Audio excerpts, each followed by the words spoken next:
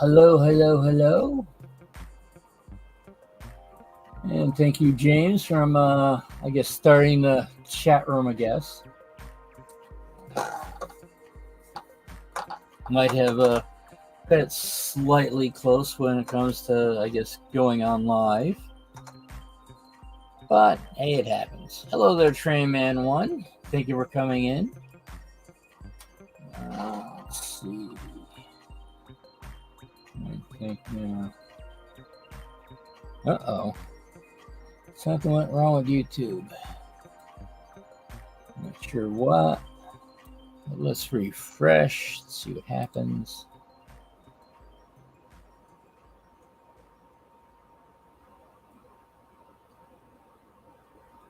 Yeah, it looks like the internet dipped out us for a second, possibly.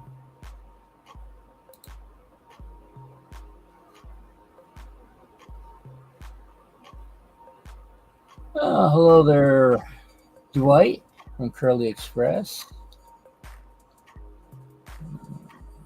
Yeah, it looks like things are possibly... All right, let's go this way.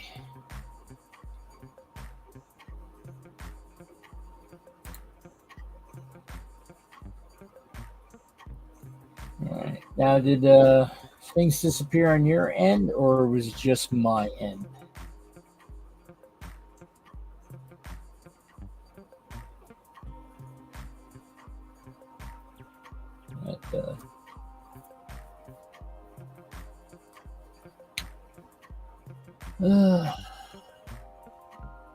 Well, I found out last week that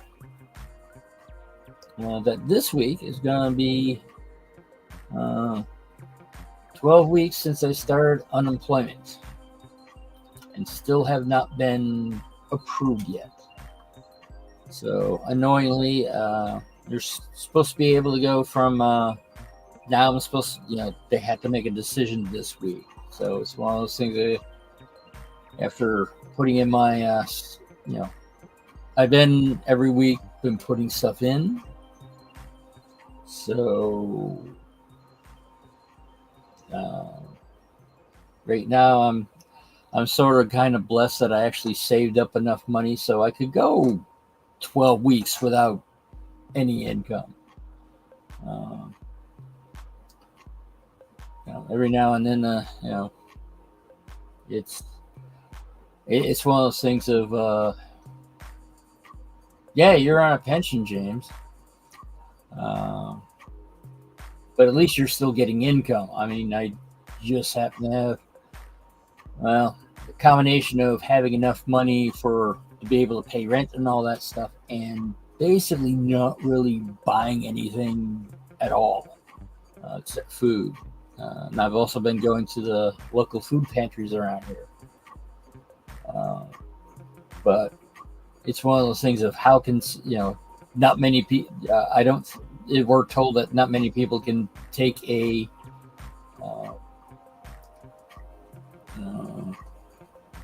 hello there, Dan. Thank you for coming in. And the thing, and almost every week I've been going on to a job interview. So I don't, but after the job interview, I hear crickets, so I'm not quite sure. Even though there's times it's like, hey, can you give me feedback of what I'm doing right and what I'm doing wrong, and still crickets. So I applied for something this week, or technically last week, on the other side of the Green Mountains. Not really happy with that, but at the same time, you got to do what you got to do. Actually, there was come to think of it, there was a couple of them that were over the Green Mountains. Mainly because, one, I have to go up the mountain range and then back down again. One is a bicycle mechanic, which, I have volunteered for, but I have never really, got paid for it. but that looks like it might be also only a seasonal thing, which is very odd that they're doing it, that they're hiring mid-season.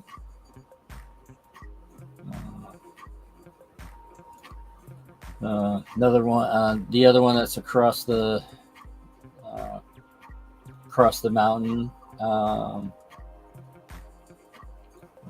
is sort of like, I don't want to say housekeeper because it's a step above housekeeper. It's not just cleaning; it's more of repairing stuff. It's like small appliances. Possibly doing the lawn work, things along those lines. One of those things of, I can do repair work and all that, but I don't know. It's one of those things of there has been jobs that it's like, ooh, I would really like to do this, and then all of a sudden I'm looking through all the requirements and all that, and then there's like this one thing that's like way out of my wheelhouse. I forgot this. There was one that I had to do with working with high voltage stuff, which is like, all right, I'm not that scared of high voltage. I've assembled high voltage assemblies before, but it's like one of these things. It's like, okay, I can do this, and then there's like, oh, you must have a high security,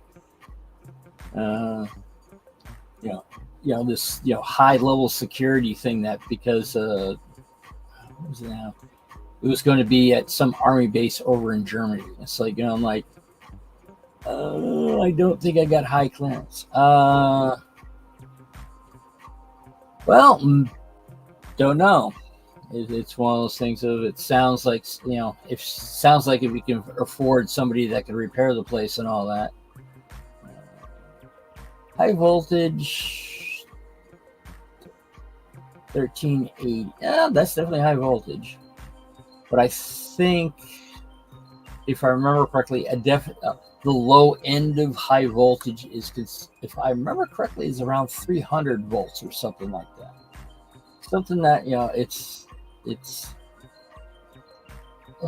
not. It sounded like it was something that was not high tension, high tension lines, but it was definitely high voltage. I almost want to say almost industrial high voltage, where it's maybe around 600 volts. Okay. It's one of those things of, high voltage electrician. It's like, I'm not a high voltage electrician. I can do all the things, but I'm just not a licensed high voltage electrician. And I've been getting a bunch of those jobs. It's where it's like, oh, I can fit this, but there's one thing that knocks me back out. Well, that's if you need to put yourself in timeout, Dan, making sure that Gopher Girl punishes you. Now, it would be nice that, I mean, there's that prototypical. I'm not sure if it's prototypical, but there's that. What is it now that young ladies are looking for a sugar daddy? No, I don't see myself. It's like going the opposite direction. It's like guys looking for a sugar mama, but honestly, I don't think. I'm definitely not. I can't sure what she sent you upstairs. All right, out of the model train room. No live in Canada. All right. I would assume it'd be very similar in the United States because, well, high voltage electricity is something you don't want to fool around with. Yeah, this sounded like this was going to be in a military base somewhere over in Europe. So I would also would assume that you need to be a licensed electrician. Uh, I would have to say a lot of the annoying things is that it's like, I'm looking for something that's 25 miles around Arlington, Vermont, and I'm getting, it's like, here's a job offer that's in California and you have to be there. It's like, how is that a local job? Or, Michigan, Texas, it's like all these, definitely not within 25 miles of southern Vermont, southwestern Vermont. And it's like, how is this a local job? I mean, it's only local if you're willing to move. And depending on the job, I want to say, yes, I'm willing to move. That's how I got to Vermont.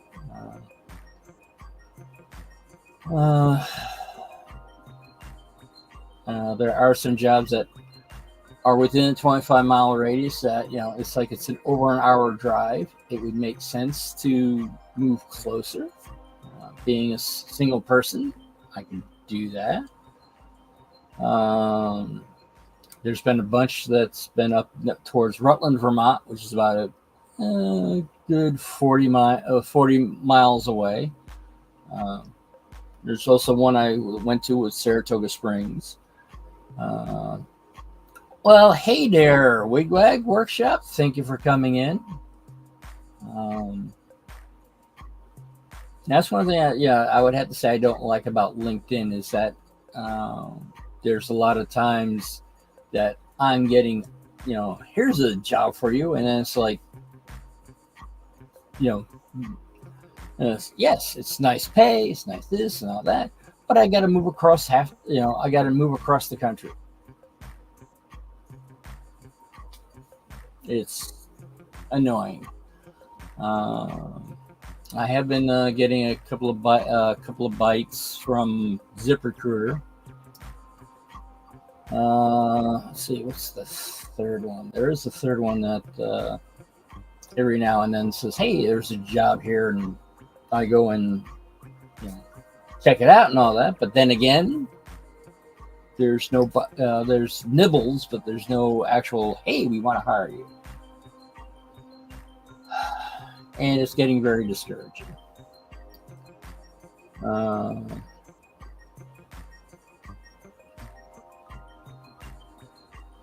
And I'm trying to figure out ways and the problem is that I'm not the only one in this position. Yes, indeed. That's the third one I was thinking about. I've been getting jobs that I applied for on Indeed also and had job interviews with them also. I just saw a post recently from LinkedIn that there's somebody that's dropping the platform because they're seeing a lot of pods, AI, and bots. I think that's what they were talking about. It's like, and there's a lot of times he's trying to engage with people, and he's dealing with machines. And that's one of the problems. Oh,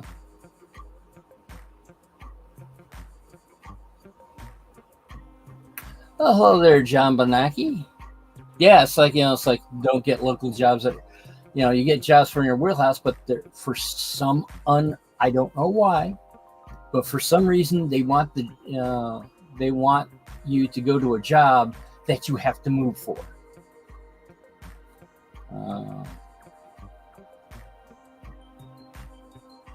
Now, is that because there's no local jobs?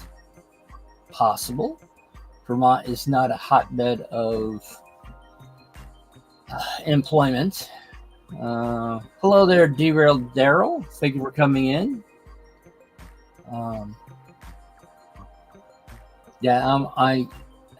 I almost want to say I've pretty much almost hit all the major employers in the area.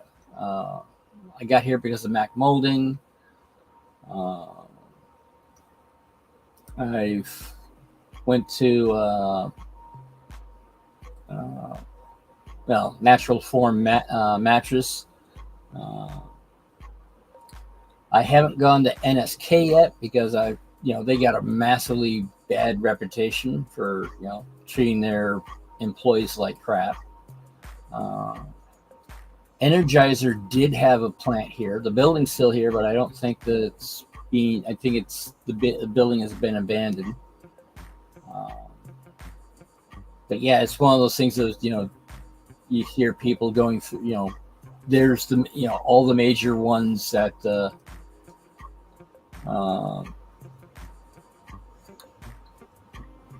All the major ones that are in the Orvis is another one. That one I applied for, and interesting, I got a feedback on that one saying it's like you're selling yourself short. I'm like, okay, I'll sell myself short.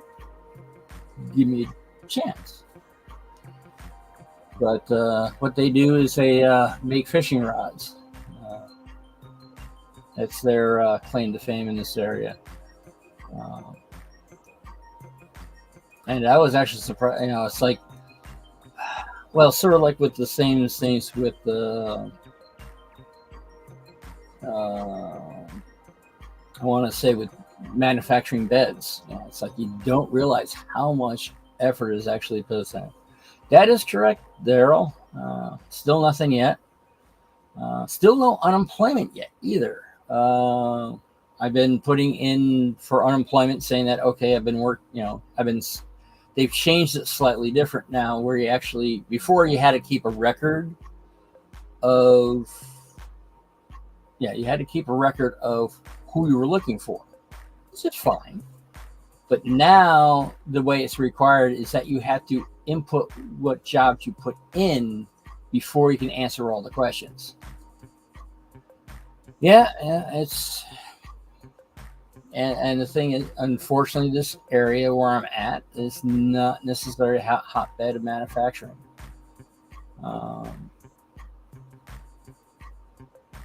But it's with my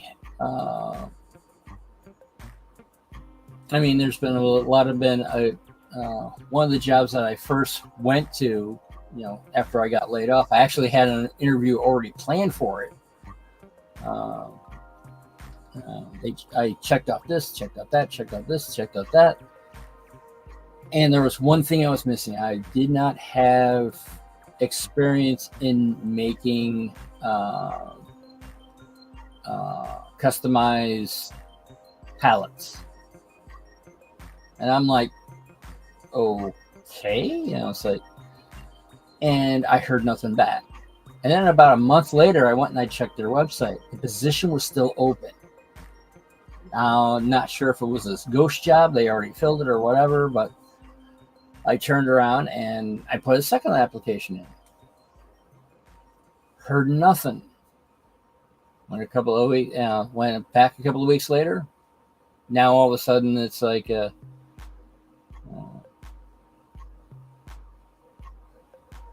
shredding for a lot of companies that are done with California. I bet. If I remember correctly, you shred documents, if I remember correctly. But yeah, I've been getting a lot of, every now and then I would get a job offer saying it's a local job in Arlington, Vermont. And then when you read into it, it's like it's in California and you have to be there. And it's like, that's not local to Arlington, Vermont. And I've been getting, there's a lot of them from, specifically, ones I could think of off the top of my head are from LinkedIn. But I think the other ones have also do that. Yes, shredding documents.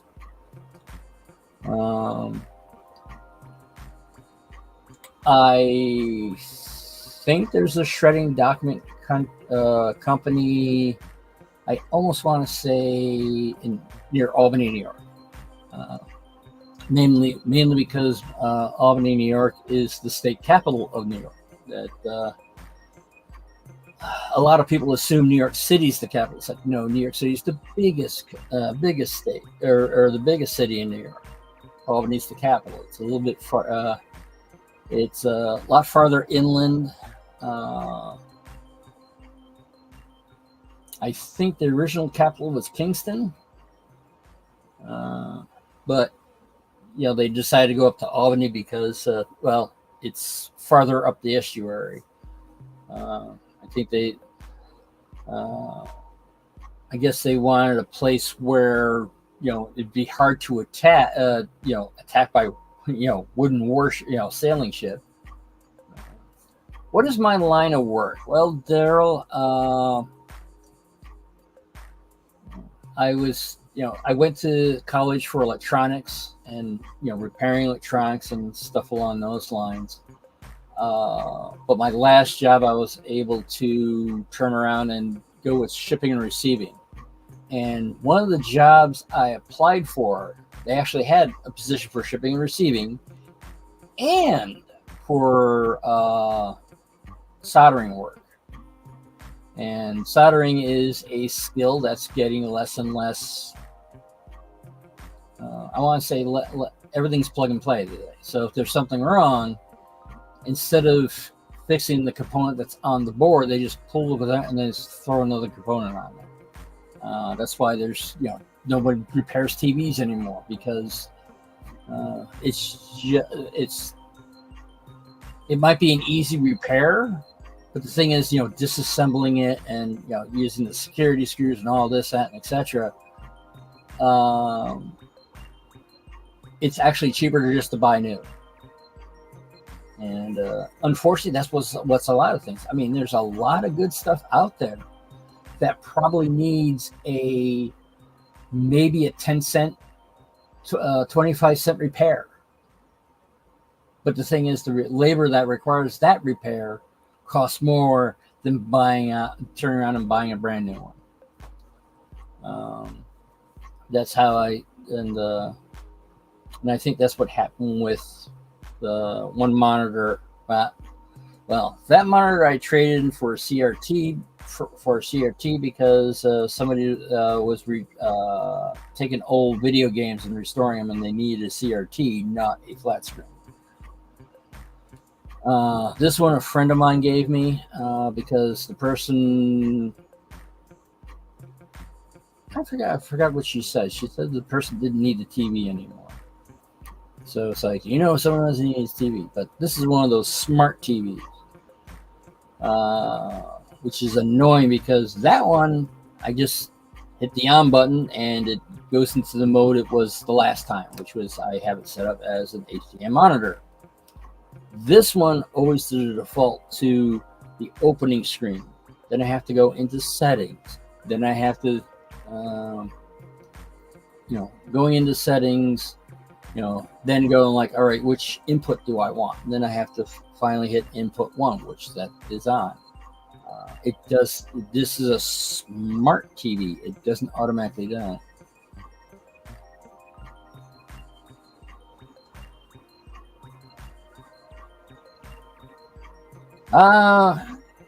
Yeah, I have actually thought of Home Depot and Lowe's. I have worked at hardware stores before.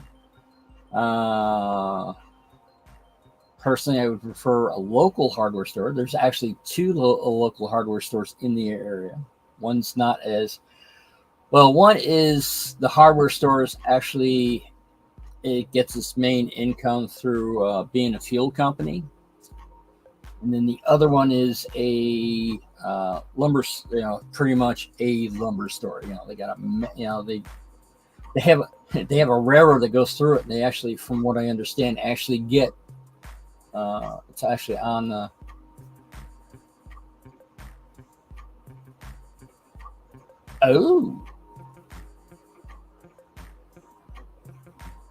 Actually, I was contemplating soundtracks. Yes, I would have to move to Colorado.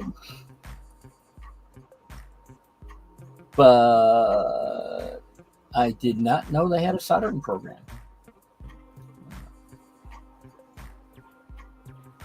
Now, I would assume the soldering program is, for installs.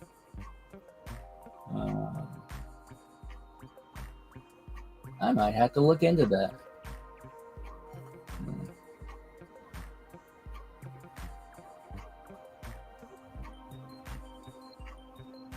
Yeah, it's one of those things of. I actually met some of the guys from.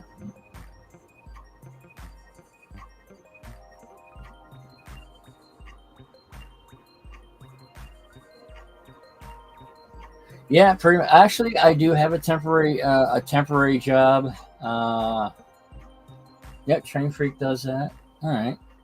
I'll probably have to contact him and say, it's like, hey, how do you. Now, is he a contractor or is he working for Soundtracks? I know he's a, because the thing is that soon as this is annoying, they're always talking about, this country is always talking about free enterprise and all that fun stuff. But the thing is that if you're on unemployment and you decide to start a business, you lose, you turn around and you lose everything. And the thing is that you're not adding to it. So if the company fails, you don't get unemployment. Authorized dealer. All right, yes. So he's a dealer. He isn't working for Soundtracks.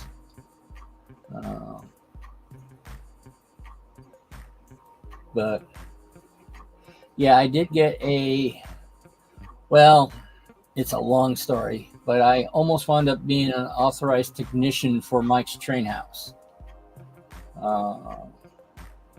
Based as an authorized agent. Gotcha. He's authorized to do so. But the thing is that he's running, from my impression is that he's running his own business. And the thing is, if I start my own business, I lose unemployment. And well, it's one of those things that unless there's an income already coming in, I don't have the ability to try to get something to work. But speaking of trying to get things to work, let me switch over cameras and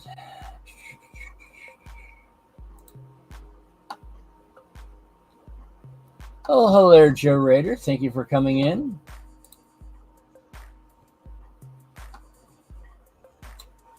All right. Back to getting things working.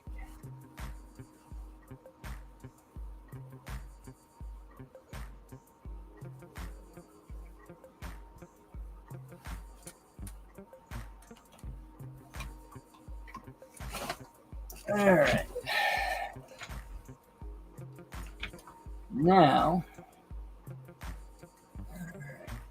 let's get that out of the way. That out of the way.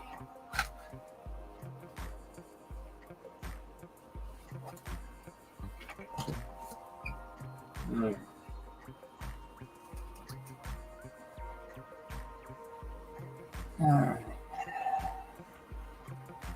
Now this locomotive has been regauged to 6 foot. However, I'm not sure what's going on with the motor. The motor worked for a little bit and then it stopped. So I'm not sure if I just overheated or whatever.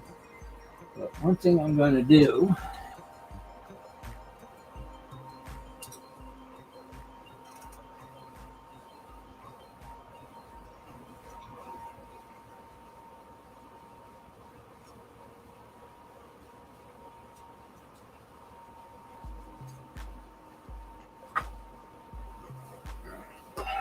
right back. I'm going to throw some water onto this. Oh, wait a second. Water here.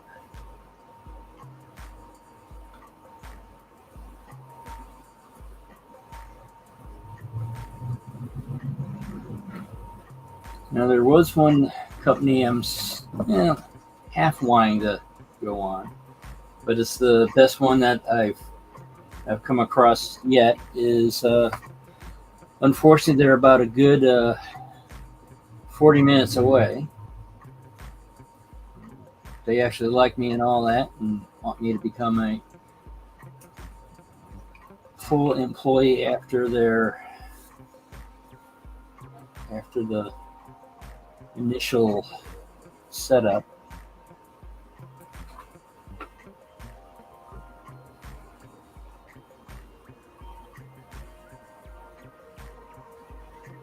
Yeah, I'll probably go into that with soundtracks. One of their, I can't think of his name. I don't want to say head salesman. I can't think of his name off the top of my head, but he's also with the uh,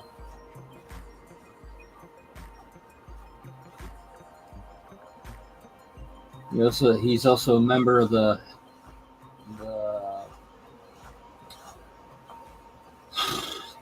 Civil War model train group. In fact, he does have a general that he has all the stuff on there. Now, at the same time, I'm not quite sure if he's really into the Civil War or he's using that as a what they call it now, sort of a way to sell more decoders.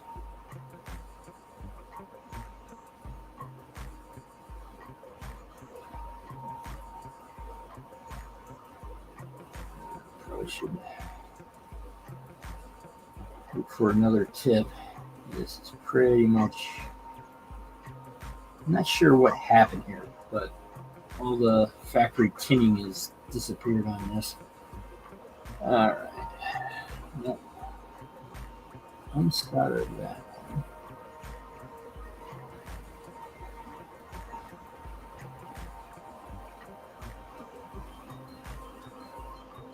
And we'll solder it on this one.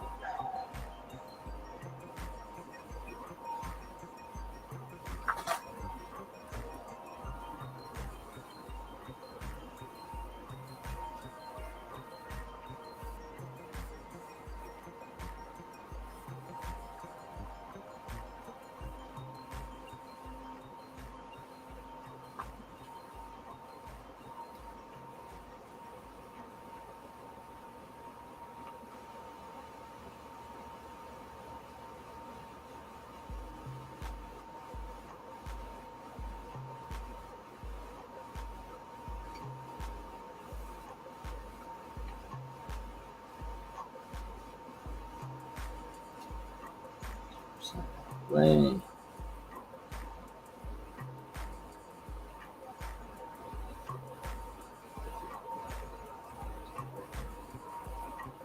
That's one.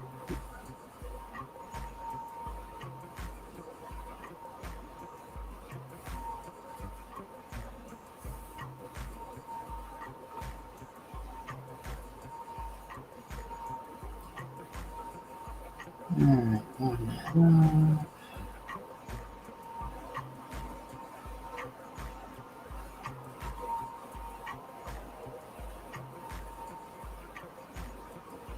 Something stick a little bit. There we go. It's one of those things you want to get hot and hard. Dealing with old solder and new solder and a soldering tip that's just not pretty. We got somewhere I got a new tip somewhere, but this is a relatively new tip, so I'm not quite sure what happened there. Alright, got that there. We'll turn that off. Alright. Now that we got 2 points of connection, let's see if this motor works. Actually, let's Flip it over. Let's disconnect the motor from the chassis.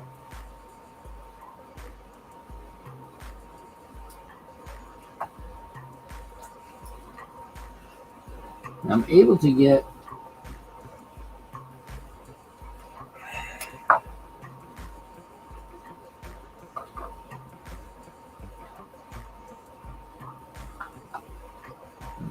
the chassis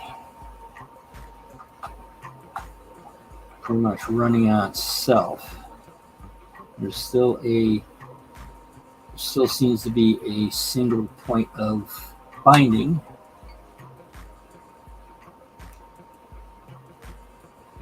All right, well, right now I'm working on a locomotive that I'm re-gauging to 6-foot gauge. These are the trucks that are off of it, and this is dual gauge with the smaller end being standard gauge, and 6-foot being the wider gauge. Here's the front pilot truck, which, as you can see, that's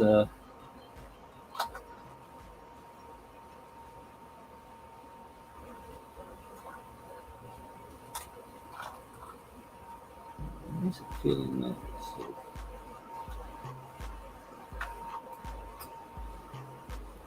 Huh.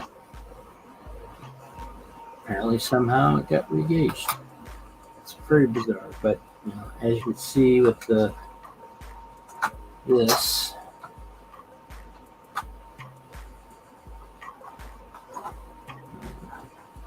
there is still one sticking point. I'm not quite sure where it is. That's why I'm running the motor not connected, because I want to make it sure that it's working otherwise. And I think I found someone in Discord that's doing the Lehigh Valley in 6-foot gauge. So I'm planning on turning around and all right, there it is. So this is running okay. All right. So yeah, I'm going to be poking his brain exactly what he's doing. I turned around and I said, I assumed that he was using S-gauge mechanism. And he said, no, he's using modified HO scale mechanisms. So my assumption is that he's doing something very similar to what I'm doing.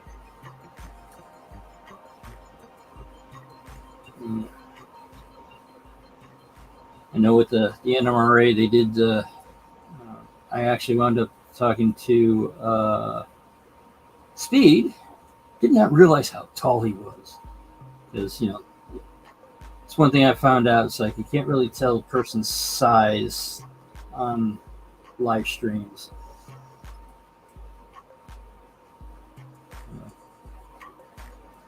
I mean, not many people realize how short Heath is and how tall Rick is until you actually get them next to each other. They're like going like, "Oh wow!" All right, let's see how well this is gonna work.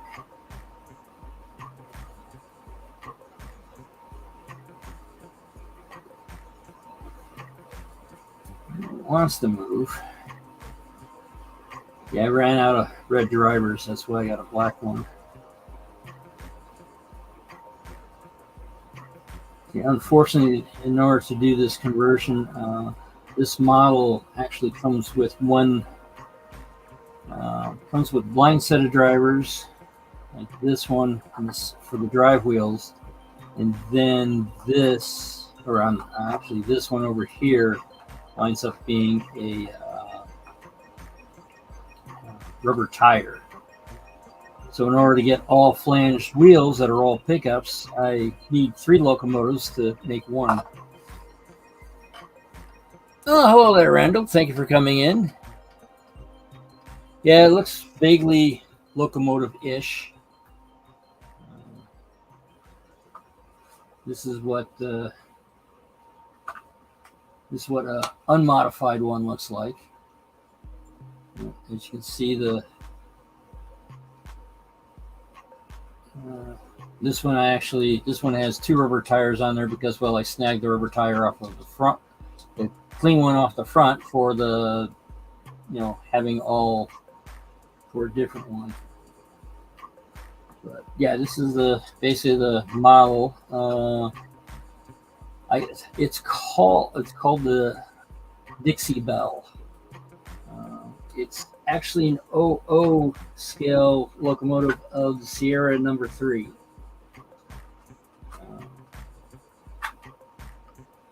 And the spacing for the cylinders are actually pretty much wide enough for 6-foot gauge. So modified the snot out of that. Let's see.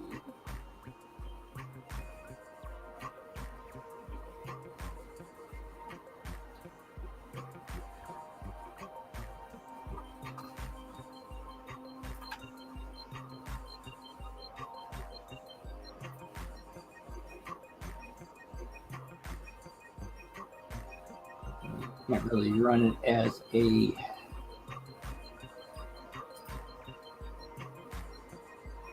full locomotive yet because I need to still have to modify things. One thing I had to modify on the boiler or on the casting itself and all that, I had to widen that so the wheels would fit on that. But other than that, the only modification I have to do with this is actually take the dynamo off. Because I'm modeling 1876. Interestingly, they had air brakes at that time, but they didn't have electric lighting.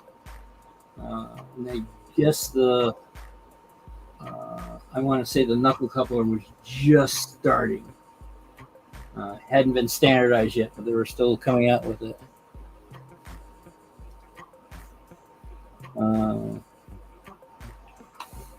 So because of that, this screw goes actually into the boiler.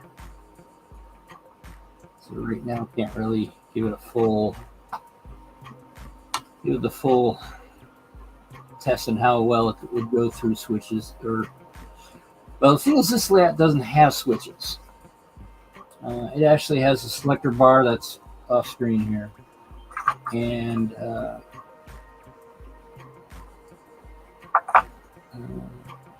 so you got the quote main line here, which has standard gauge. I'm not quite sure when standard gauge stopped. I know it did. I know it was in the somewhere in the mid 1870s, but I don't know the exact date of when the last broad gauge was ran. And what a lot of the broad gauge railroads did that were, I want to say, over 5'5". What they did was they actually added an extra rail and then turned around, and then when everything was converted over, they just turned around and took out the outside rail. The reason why I said I think it's from 5'5" and above, because the 5-foot gauge railways, they couldn't do that because the rail was too wide. So what they did is that they turned around, put everything on there so they could move the rail and over 3 inches, because I think the flangeways were something like 3.5 or something. It was basically they couldn't really just move over one. And turned around and one day they just turned around and just stopped all the trains and just moved the outside rail in that 3.5 inches, and they did it so well that apparently the people down south didn't realize that the change was made. A lot of times they did with the locomotives, they just changed that, they just move the wheels or changed them or something. It was real easy to do. But the drivers on the locomotives, the Texas actually still has that modification where all they did was they took the tires off. Yeah. They turned around and took the tire off because not many people realize that railroad steam drivers are actually two pieces, not one. They have the tire that comes off, which is the part that's consumable, and then the casting in the center was stayed on there. And what they did was that they when they took the tire off, they just put on a much wider tire, which I think is something like the normal tire. I want to say it's 2 inches, and I think the new tires were something like almost 6 inches or something like that, and then just replaced them. But it did wind up with interesting clearance issues because there's someone took a picture of the Texas like underneath and all that, and you can actually see the groove that's in the frame where the wheels where the tire kept on hitting the frame, which was sort of interesting. I'm assuming that the General's the same way. So if anyone has a chance to actually get underneath the, ask permission to go underneath the General to find that out. I would assume the group from the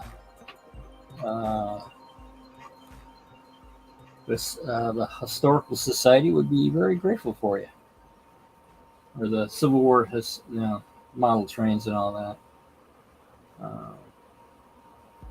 And from what I understand, they also I don't know how they did it, but apparently they also took some of the broad gauge locomotives and also made them narrow gauge.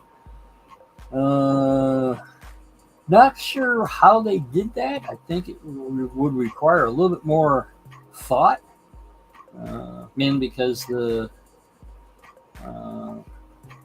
center lines for the pistons would be different. So you wind up with a very large offset, I would assume. I don't know. But then, from what I understand, there sometimes some creative accounting on how things were done. There is one. The Delaware Hudson has one where I'm not quite sure how they did it, but they wound up with an American 404 and somehow turned it into a Camelback consolidation. From a wood burn, it's like the wood burner.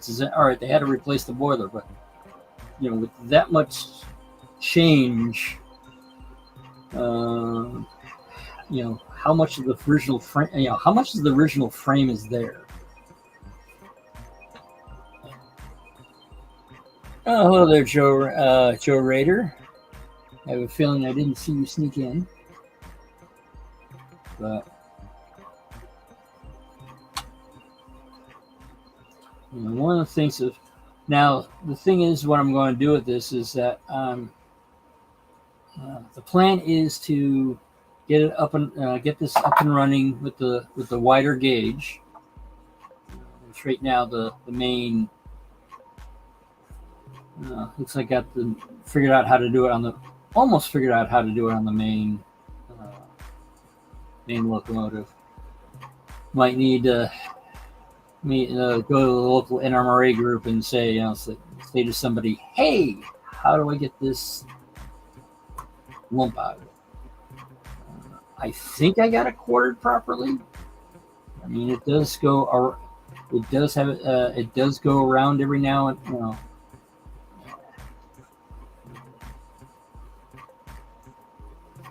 I mean, it does.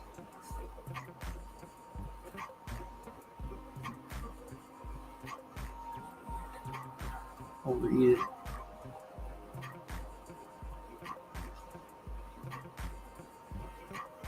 I think I might have to basically take everything else and actually put bearing blocks in this so that stuff doesn't go side to side, which is probably a smart thing to do to begin with. That's going to require a little bit of math and double checking on everything. Probably should also let's see what's in here. Grab that one from the bottom. And this one we'll put power first.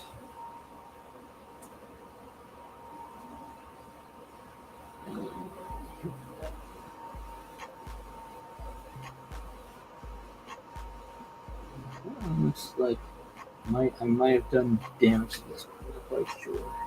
That one does not show any signs of life. Which, takes 3 locomotives to make them driver-wise. I'll have plenty of motors. But the thing is, since these are not really DCC ready, I might actually turn around and replace these with cam motors. But at first, I just want to basically make something that's 6-foot gauge that actually works. And then go from there.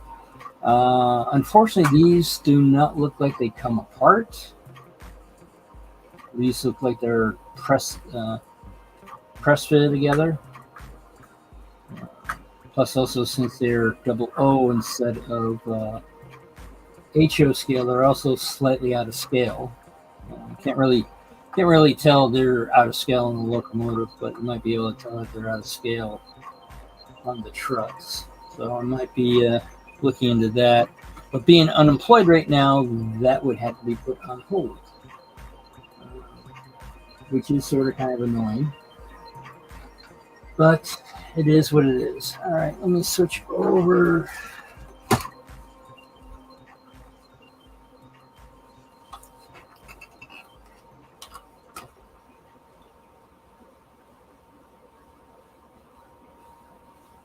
Yeah, that's one of the disadvantages of doing what I'm doing, Randall, is that I don't have to worry about temptations of it's like, ooh, a new thing came out, because there is no new thing. Because of what everything is right now, because what I'm doing, it actually does not make sense that I turn around and buy something new, because I'm going to avoid the warranty anyway, because I'm disassembling it. Years ago, I used to be on a website, and actually someone had a tagline. They had a tagline saying, "I void warranties." But Dash A 40cm, is that a General Electric?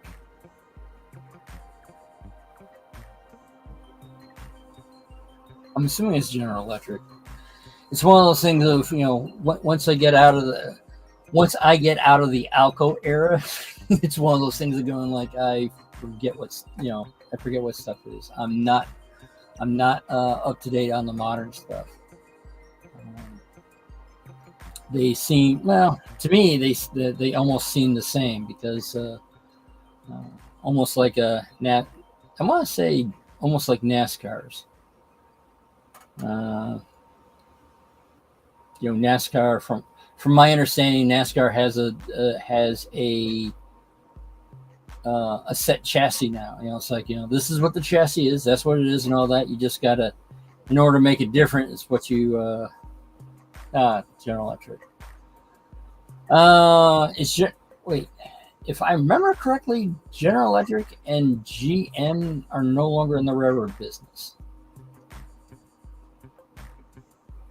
One I think is owned by Caterpillar, and the other one by Progress Rail, if I'm remembering correctly.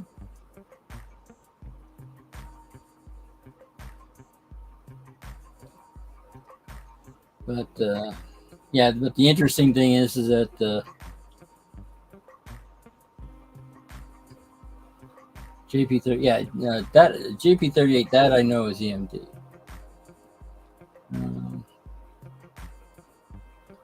And once you get past the centuries and all that, I'm like, not quite sure what it is. But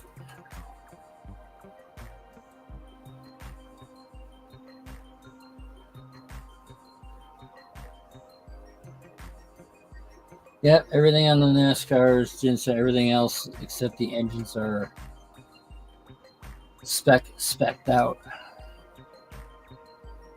because they want the because they wanted to make it they wanted to make it the drivers what is it the driver's skill to determine who wins or not, and that's why you wind up with I don't really watch NASCAR that much, but I guess from my understanding, the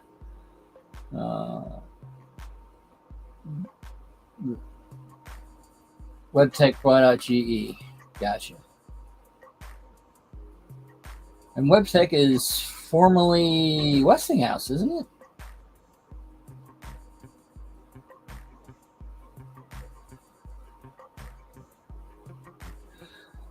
Speaking of new models, is there I want to say a DCC version of the Athearn Blue Box? As I said, I don't usually do the modern, post post DCC stuff because a lot of the stuff is got DCC ready in 1876. I think the only one that does that is Bachmann. Nobody else touches it.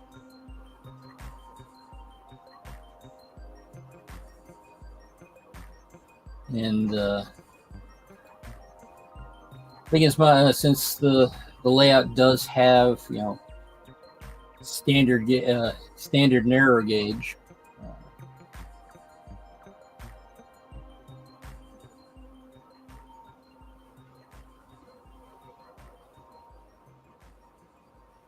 Oh, okay. Without at first it was like without capacitors, they all have capacitors, and then it's like, oh wait a minute, keep alive, which are super capacitors. That is that is different because you need capacitors to make things work nice, basically. Yeah, that's one of the things of I know enough about electronics. Is hello John. Thank you for coming in. Getting ready to log off, mainly because I'll give people time to go on to Ray Bobel's Sidetrack Sunday. I usually try to end 15 minutes so people can, actually do something between shows. There's a lot of times that, if you're getting off one live stream, getting onto another one, pretty much almost lets you after a while. Well, hello there, Anthony. Thank you for coming in.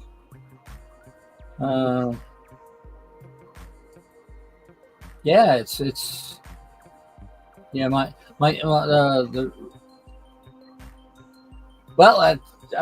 I look at it this way. It's like anytime I see you, it's always a good thing. I know you have, family comes first. But I do try to, I try to have it between 6:45 and 7:45. And the reason for that is so people can actually, have 15 minutes to, grab a snack or go to the bathroom, depending on which direction you need to go. And that's why I had this odd uh, sort of this odd time frame. Uh,